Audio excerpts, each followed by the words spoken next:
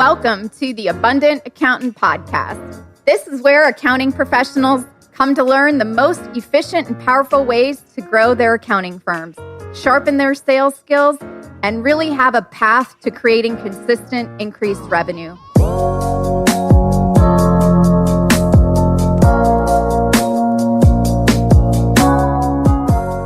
I cover topics from networking, pricing, ideal clients, how to handle objections, how to handle you're too expensive, and how to set boundaries with clients so you can stop giving away your time and expertise away for free and really start getting paid your value and your worth.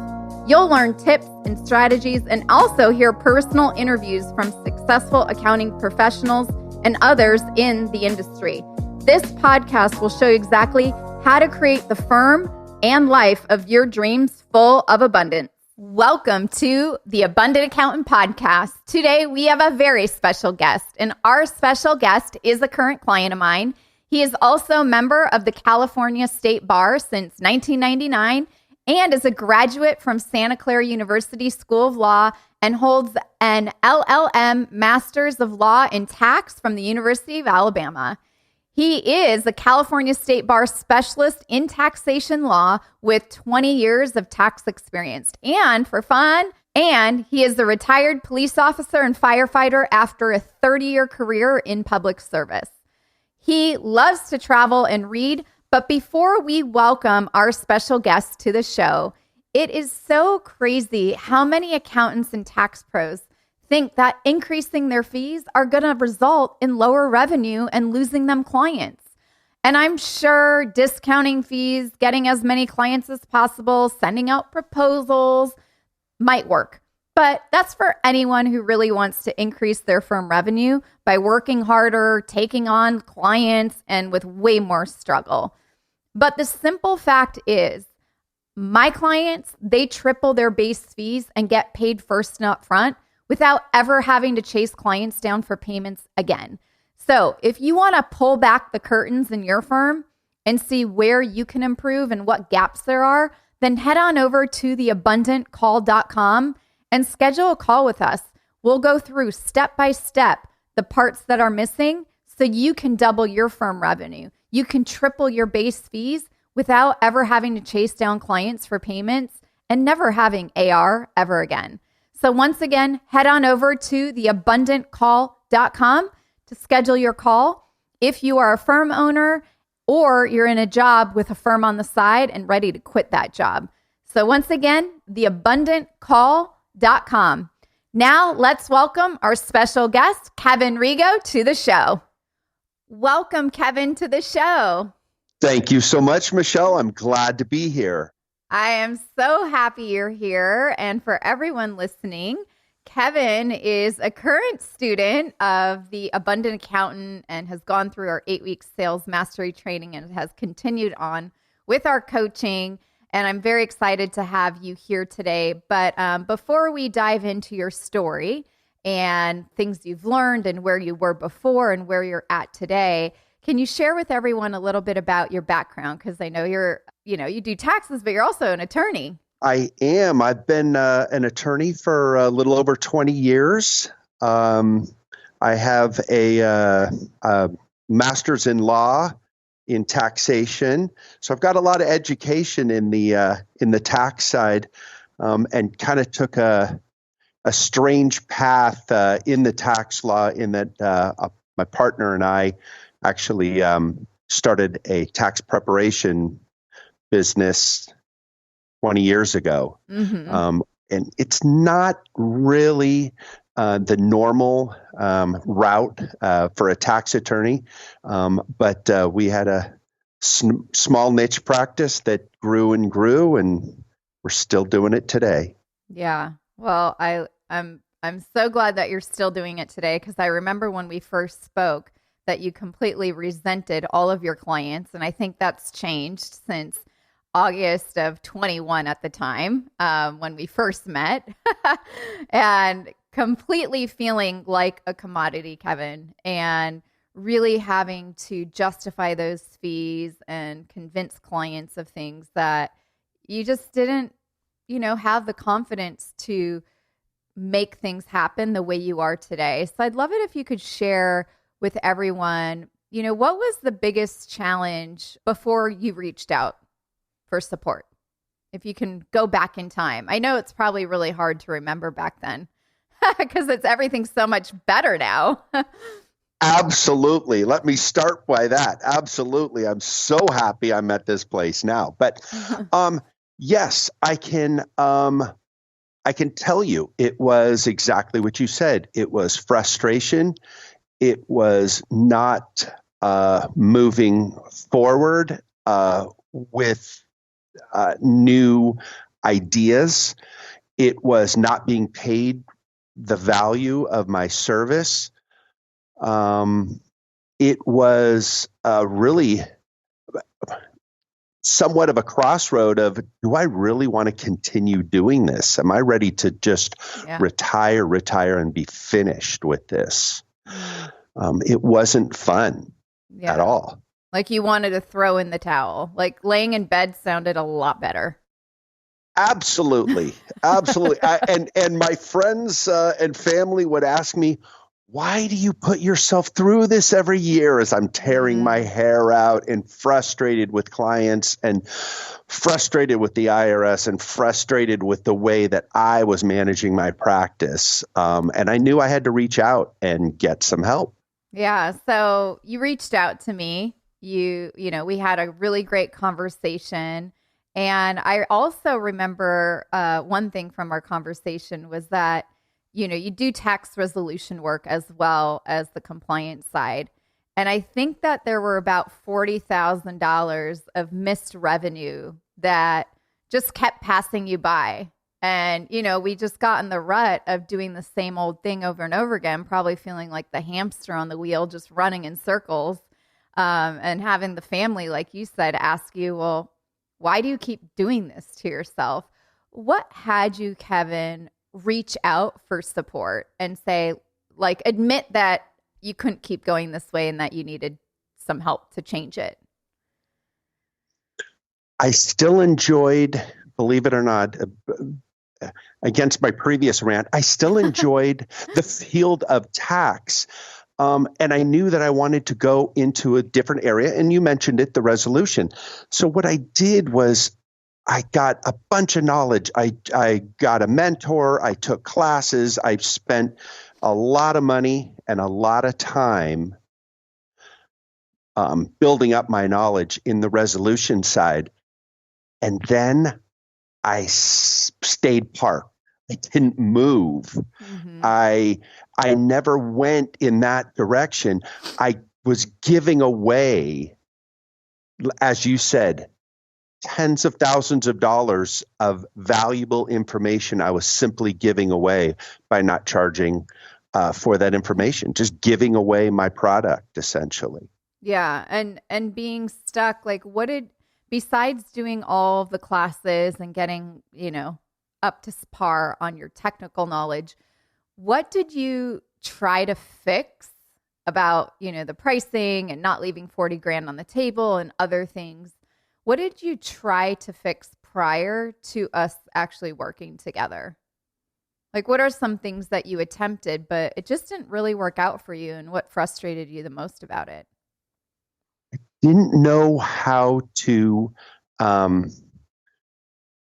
I didn't know how to communicate with clients on that level of communicating the value of my service and asking for the additional revenue or asking to be paid what I was worth.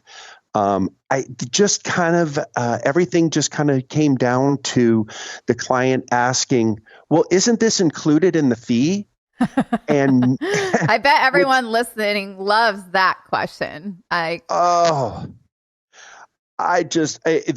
was, and then it was just that part of me that just didn't want to fight the client, that didn't want to upset the client. So I just acquiesced and said, yeah, here's the information. Let me help you. But I got to tell you, Michelle, there was one thing in our initial conversation that really was the golden moment for me.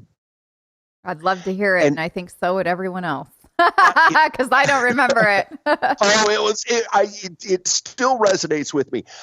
I talked about getting back to the education part. I talked about that I had been a member of this group for about 2 years that was focused on resolution, and I had taken these classes and yada yada and all this such. And you said that's great. What have you done? With that, and are you going in the resolution? I kind of hemmed and hawed, and I kind of I haven't really done that much, and there was just this silence on your end, and you just ask a very pointed question. I'm just curious. Why not? Why haven't you done anything? Mm-hmm. Why haven't you made that jump and gone into that area that has interested you? And it was just like this lightning bolt where I just went, oh my God, she's right.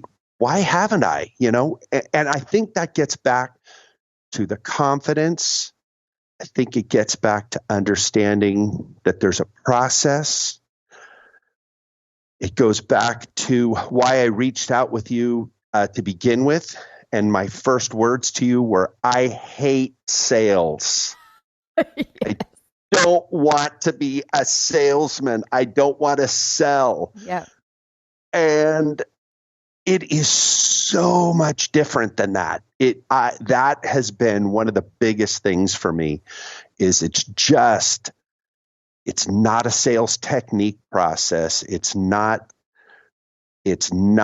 trying to take somebody and make them do something that you want. It's not a manipulation. Right. It really is presenting your services, seeing if you can work with this person, seeing if you can help this person, and then convincing them that you can help. Yeah. That's completely what it is. But like you said, it takes a process and it takes a new way. I guess I'm curious to hear from you, Kevin, because I hear this a lot. Well, Michelle, like, what do I get? What am I going to do? How do I do this? This is all platitudes. I heard that the other day, Kevin. I've heard this from so many.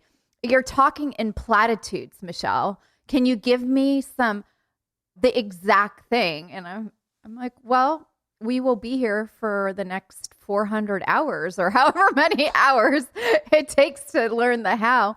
How did you overcome that and really jump in and say, you know what? I'm sick of resenting my clients. I don't want to feel like a commodity and justify my prices. I need a formula. I need a procedure. And, I know you had that fear of confidence before too, which clearly is gone.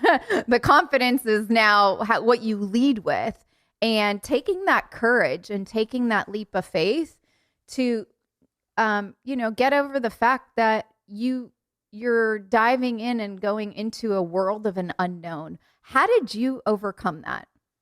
I literally embraced everything that you had to say.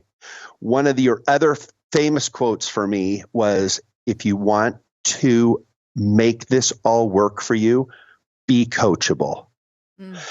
And what that meant was, when I first started the lessons, I'm going, oh my gosh, this doesn't fit right with me. This doesn't feel, it's just out of my comfort zone. This is strange. And then all of a sudden you just go, you know what? Go with it. Understand that this is something that you're not used to, that these are not techniques. It's really a way of changing your way of thinking about your relationship with your work, your relationship with your clients, and embrace it. Be coachable. And it was actually very, very easy for me. I would say after the first week, I really started to kind of get a kick out of it and really tried to stay even more animated with it than even maybe you were asking, because I was picking up enthusiasm as it was going, because even at the beginning, I saw that this was just a new way of thinking and a new way of doing things. And And a new way to communicate with clients, for Yes. everyone wondering what he's talking about. It's how we talk to our clients and what we say. And also, like you said, you feared the confidence before. So it's how do we lead with confidence by having that structure and having that system that you follow. What I'm really curious about, Kevin, and maybe you can share a little bit with the listeners and going back in time, what are some of the short-term successes and wins that you had? Like you said, you went all in and you were coachable and you said, I'm just going to leave this up to someone else because you weren't getting there on your own, right? We can attempt to keep going at our own. And I think at the time you were trying to do the resolution work for about 3 years. But can you share with everyone what some of your short-term wins are? And what is it that you wanted to create? What were you trying to do on your own, but it just wasn't working? What was that dream and the vision that you had? I had the dream and vision of leaving behind the tax preparation side of my business and having more. I think everyone here wants that too, okay?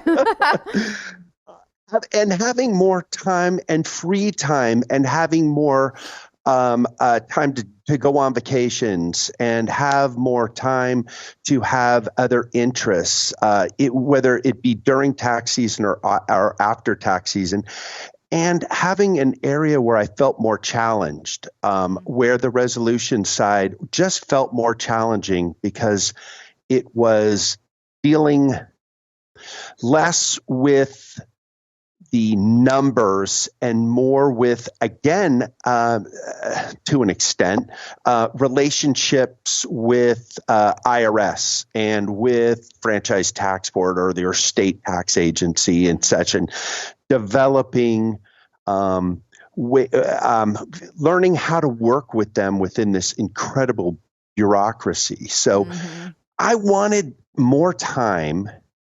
I wanted higher quality client. I want a higher value client. I want a higher paying client, while at the same time feeling challenged within the field. So that's where I couldn't get there. Before you, I didn't know how to put the car into drive. I had a great car with a big engine and everything was moving. Except me. I didn't have the transmission to put it into drive to get it moving. So how'd you get that transmission? Share with some of them, share with some of your short-term wins in the few months that we were together a lot in the beginning when you were going through all the work and, figuring out, are you going to neutral? Are you going in drive? Are you going to go in sport mode? Because you kind of went into sport mode. So what were some of those short-term milestones that got you into sport mode and got you moving on that track?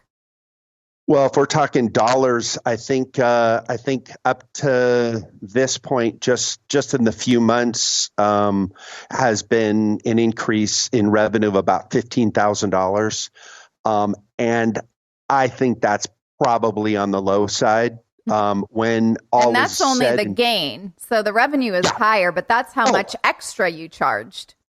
Absolutely. Because when you talk about what's getting you forward was you staring at us and saying, don't ever give this away for free.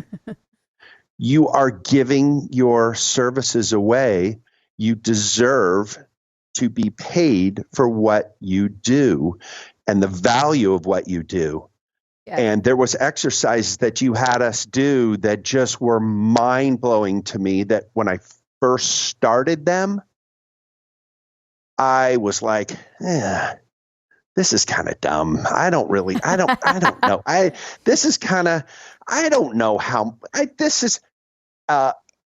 And then it was shortly after that, as we continued with class, that I learned exactly why you had us do these exercises, because it was eye-opening. Oh, and cool. And again, this is not a technique. This is teaching you to rethink about how you handle your business, handle your clients and handle your life, really, what you want out of it. Yeah, for sure. So how do you feel now? Like if you look at where you were and the hell you were in and all these problems and you were literally stuck. You weren't even stuck in neutral. You were stuck in park, right? You might have actually been going in reverse, but we were at a really slow pace going in reverse for almost 3 years. You had this conversation with me. You took the leap of faith, jumped in 2 feet, and were open and being coachable, which I love that you brought that up because you have to sometimes put aside oh, this is dumb. Why do I have to do it? To just trust the process. How are things now? Because you had a tax season, in tax season. I'd love to know the increase on your fees of where they were last tax season and other things that you have really put into place that someone listening might be like, yeah, I'm sick and tired and I want that too, Kevin. I'm ready to make a change and I'm going to book a call with Michelle and Denise and get this figured out. I am done. Absolutely. And this is going to sound very weird. We're in tax season now whenever anyone is listening to this, but as we're talking now, I don't think I've had a better tax season in as far back as I can remember. How many years is that estimate?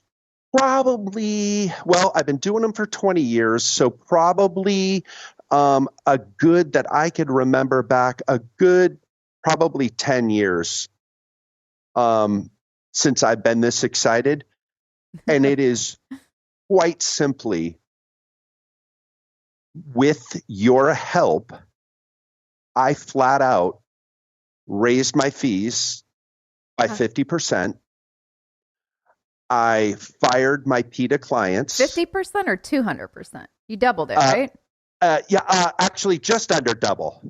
Under double. So like 150 then. 150. Yeah, okay. When all is said and done. If you did it by 50%, that means you decreased it by half. No. Yes. Okay. 150. I'm 150. sorry. 150. I'm sorry. Yes. I got rid of my PETA clients and I got many of my clients under control to say, I'd like to work with you, and this is the process that I need you to work with, be it Google Docs, be it worksheets, whatever, things that we discussed many times in class. And it has just been a smooth season to the point that once again, my friends and family are looking at me going, you aren't falling apart like you usually are about this time. Is so everything awesome. Okay? And now you get to spend okay? time with them, you know? Yeah, exactly. Like quality, real time. Quality, real time, setting time limits for me, saying I'm done at a certain time. And tomorrow, I'm only going to work a half day. And on Saturday and Sunday, I'm going to enjoy my time off. I'm going to go watch a game. I'm going to go for a walk. I'm going to enjoy the outside. I'm going to get away from my desk for a while. And it has made an incredible difference. That's incredible. So to summarize, you raised your fees by a little over 150%. You cut yourself off every night so you have time with the family. You have your weekends back, so you're not overworking yourself and working on the weekends. You get to enjoy the outdoors. But in addition to that, the time with the family and the quality time and them seeing that you're really present with them versus passive with them has made a huge change, and getting rid of your PETA clients. Can you share like the percent of clients that you got rid of? Like how much less volume did you shed? I did not. So it still remains to be seen of what the price increase effect will be. But just looking at revenue versus revenue, I'm doing better than last year with less clients.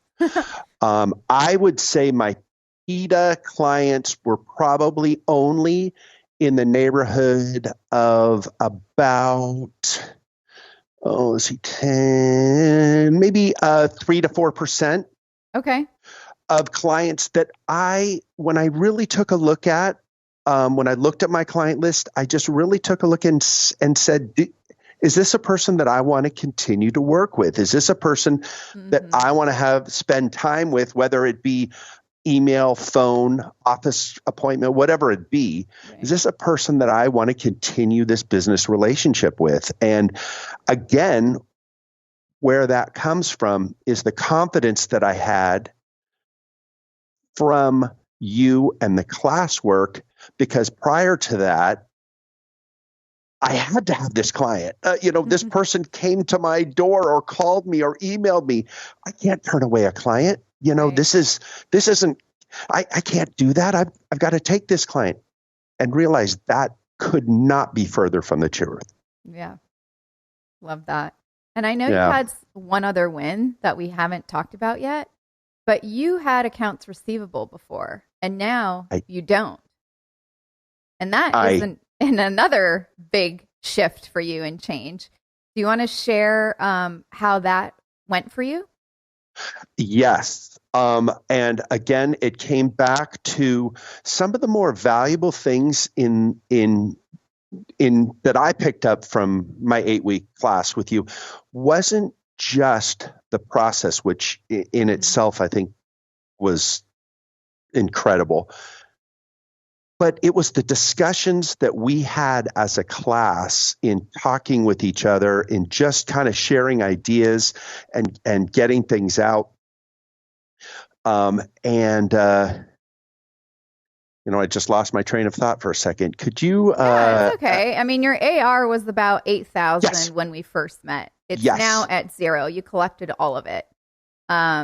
Every single dollar, I think, is what it was. And, I know you had made a commitment that you're always going to get paid upfront for your services. Yes. And you're never going to chase a client down for payment.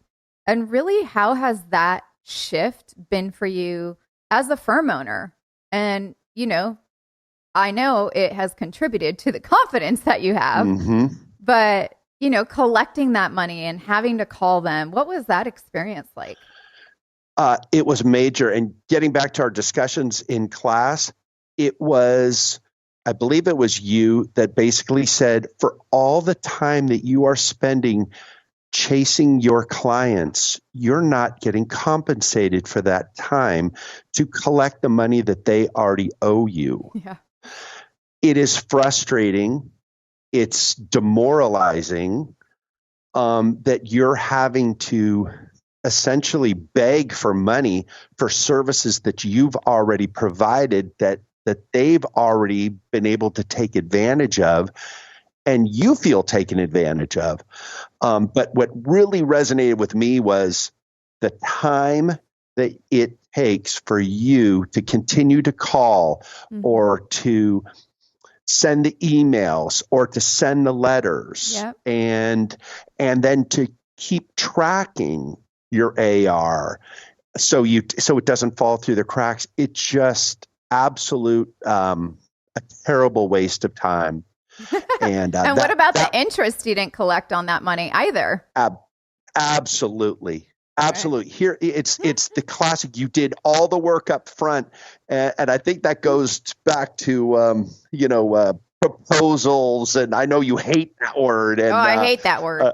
It's like a bad 4-letter word in my world, even though it's not 4 letters. But it goes back to that, to where you're into this weird phase where you feel bad asking to be paid, and you feel almost like you kind of owe it to this person to, they're going through some rough time, or they'll pay me when they get their refund, or they can.